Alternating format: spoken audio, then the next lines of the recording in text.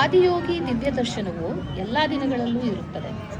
ಹೊರಡುವ ಮುಂಚೆ ಯೋಗೇಶ್ವರ ಲಿಂಗ ಮಂಟಪದಲ್ಲಿ ನೀವು ವಿಭೂತಿ ಪ್ರಸಾದ ಮತ್ತು ಆರತಿಯನ್ನು ಸ್ವೀಕರಿಸಬಹುದು. ಆದಿಯೋಗಿ ದಿವ್ಯ ದರ್ಶನ will happen on all days. You can receive Vibhuti Prasadam and Arati at Yogeshwara Linga before you go. ಇಂದು ರಾತ್ರಿ 9:15ಕ್ಕೆ ಯೋಗೇಶ್ವರ ಲಿಂಗಕ್ಕೆ ಶಯನ ಆರತಿಯನ್ನು ನಡೆಸಲಾಗುತ್ತಿದೆ. ಭಕ್ತಾದಿಗಳೆಲ್ಲರೂ ಅದರಲ್ಲಿ ಭಾಗವಹಿಸಬೇಕೆಂದು ಆಹ್ವಾನಿಸುತ್ತಿದ್ದೇವೆ.